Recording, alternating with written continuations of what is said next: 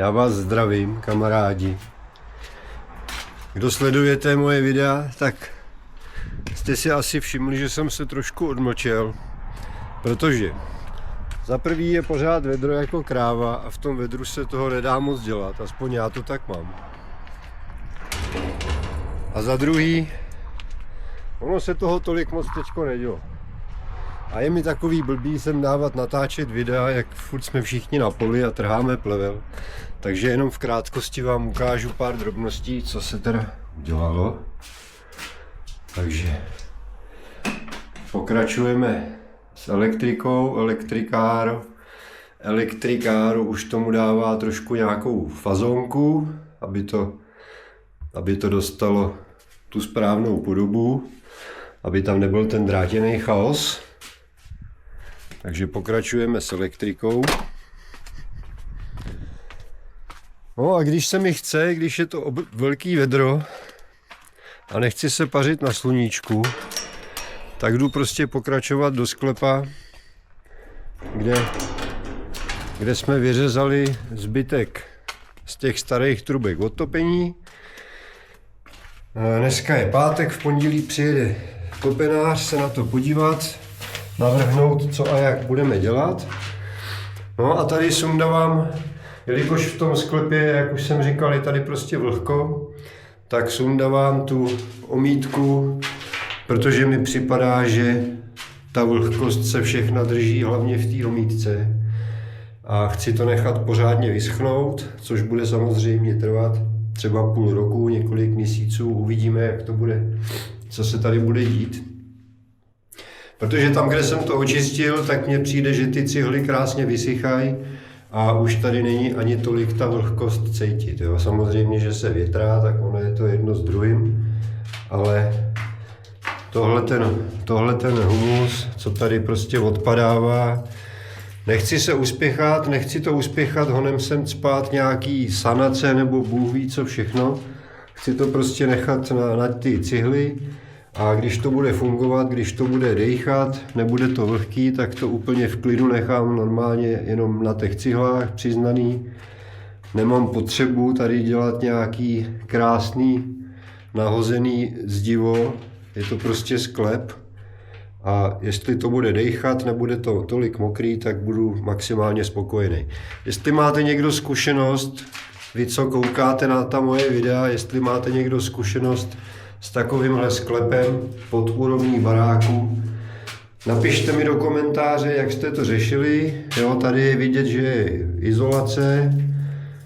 Vlastně tu jsem našel po celý dílce, pod celým barákem, takže barák je nahoru odizolovaný, nahoru ta vlhkost prostě nejde, což je super, ale v tom baráku to přece jenom nějaká ta vlhkost je. No. A vzhledem k tomu, že tady bude elektrokotel, je tady boiler elektrický a takovýhle různý věci, tak chci tu vlhkost tady mít co nejmenší, aby prostě se to nějak nezničilo. No. Tady jsem začal taky tamhle kutat.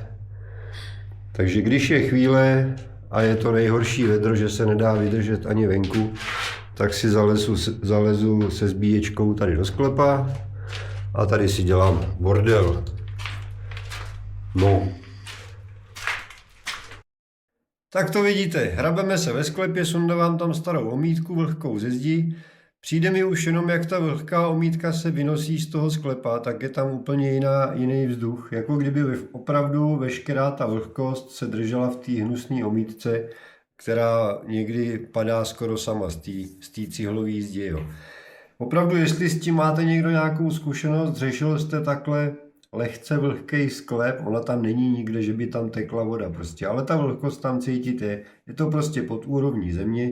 Samozřejmě dřív, když to někdy v letech 1950 stavili, tak tam neřešili nějaký izolace v tom sklepě. Jestli s tím máte někdo nějaké zkušenosti, napište mi to do komentáře, třeba mi poradíte, co s tím mám dělat. Zatím, co jsem takhle zjišťoval, tak ideální je sundat to na holý cihly, nechat to vysychat a pak se bude řešit, co s tím dál. Teď mě ještě napadla jedna taková věc, občas takhle v komentářích mi píšete, nebo i lidi někdy, co mě třeba znají, tak mi říkají, máš to zapotřebí, kolik ti je, teď se babrat takhle s barákem, dělat takhle, makat tam, dřeš se jako blázen. Hele, mám to zapotřebí. Jedna věc je, že mě to možná i baví, prostě dělat na tom, vymýšlet si tam různé věci, co a jak. Ono na jednu stranu samozřejmě je hezký nechat si postavit krásnou novostavbu, nastěhovat se tam, ale já nevím, mně to přijde takový sterilní, někdy až moc, ten barák, když je to úplně nový, že se tam člověk skoro bojí pak něco udělat. Jo? Jako představa, že bych si nechal postavit úplně krásný bungalov, novostavbu, je to hezký asi, ale já nevím, co bych dělal potom. Asi bych tam seděl, jenom pil kafe, bál bych se i cokoliv udělat na zahradě, že si tam něco postavím, něco někde vykopnu. A ono to nebude tak hezký, protože nejsem profesionál nějaký. A nebude se to úplně hodit k té krásné novostavbě. Jo. Takhle na tom starším baráku to má ohromnou výhodu, že když tady cokoliv udělám a cokoliv podělám, tak se to k tomu starému baráku pořád hodí a nikoho to netrkne, nikomu to nepřijde divný. Jo? Když pak někdo přijde, tak nebude kritizovat. Tady tu cestičku si udělal úplně křivou, protože prostě uvidí starý barák, kde nic není dokonale rovný a ono to k tomu tak jako patří. Takže to je takový můj názor. No ale pak druhý názor ještě, a to je možná důležitější, je to, že nevím, jaký vy máte zkušenosti se scháněním stavebních firem, různých profesí, různých dělníků, co vám kdy budou nebo dělali něco na baráku. Já s tím teda mám obrovský problém. Dokonce jsem nedávno mluvil s mým kamarádem, který má taky rodinný dům, podstatně asi novější, než máme my. Ten kamarád nemá absolutně, řekl bych, jakoby, jak bych to řekl, nemá finanční problémy, prostě vydělává dost peněz na to, aby si mohl zaplatit asi jakýhokoliv řemeslníka nebo firmu, aby mu na tom baráku něco dělali. Neživí se rukama ten člověk, ale teď jsem s ním mluvil a on mi říká, já už jsem se naučil si i zateplit barák, já už jsem si ho i zateploval sám, protože prostě je problém sehnat schopný, šikovný lidi, který chtějí dělat, dělají a udělají to dobře. A myslej u toho. Jo, já jsem se setkal, nechci nikoho urazit, samozřejmě je spousta lidí šikovných, kteří to dělají dobře, umějí to, ale ty mají samozřejmě na 10 let práci dopředu zamluvenou, takže když pak takového člověka potřebujete z měsíce na měsíc, tak prostě neseženete, to je jasný. A je jich hrozně málo. A přijde mi, že hrozně ubejvají a že tahle ta generace těch šikovných, poctivých řemeslníků pomaličku vymírá a myslím si, že jednou to bude obrovský problém. Jo? Třeba, nevím, lidi mi říkají, teď je tady spousta teďko Ukrajinců, dejme tomu, hele, ale oni nejsou všichni úplně tak šikovní. Oni jsou třeba pracovití, ale taky vám to neudělají všichni dobře. To je úplně jedno, jestli to je Ukrajinec, Čech, Ital nebo kdokoliv jiný.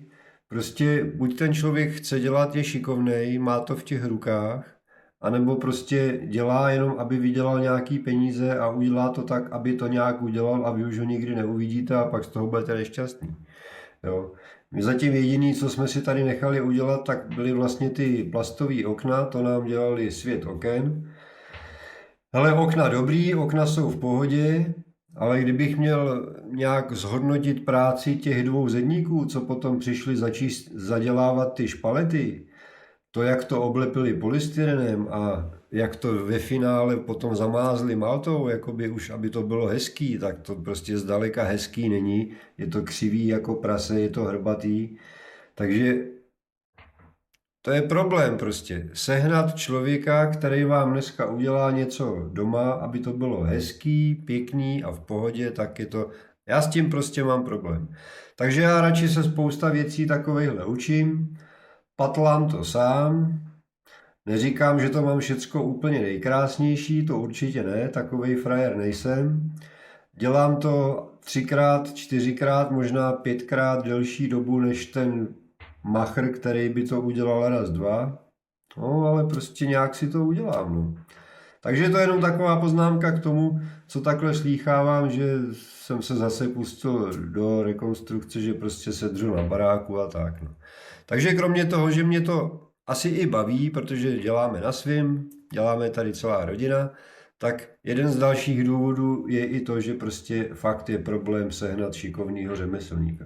Já jsem rád za mýho elektrikáře, který prostě u toho přemýšlí, který sám má jakoby logický nápady, co a jak dělat. Super, vždycky to spolu probereme, naplánujeme, co se bude dál dělat. A teďko očekávám návštěvu ještě topenáře, to je člověk, se kterým mám taky zkušenosti z minulosti, že prostě je šikovnej, pracovitý, rozumí tomu a dělá to dobře, ale prostě za mě takových lidí je strašně málo a co jednou tady bude, co ta současná mladá generace, tyjo, já nevím, to bude asi trošku problém tady prostě opravdu nechat si něco udělat. Já co takhle slýchávám, třeba kamarád ještě jiný se živí, dělá nějakého toho hodinového manžela, nebo jak se tomu říká. On jezdí lidem přidělat i televizi na zeď, protože nejsou schopní ani si navrtat moždínku 4 díry do zdi a přišroubovat tam ten držák na televizi. Já nevím, prostě já jsem vyrůstal v době, kdy člověk si musel poradit se vším, protože byla doba, že tady se nedalo nic sehnat, nedalo se nic koupit. Byla to taková ta doba, jak se říkávalo, zlatý český ručičky, ale dneska to chápu tak, že oni museli být zlatý, protože si prostě museli poradit, protože tady nebylo co, jak, kde udělat, koupit, sehnat, udělat. Že?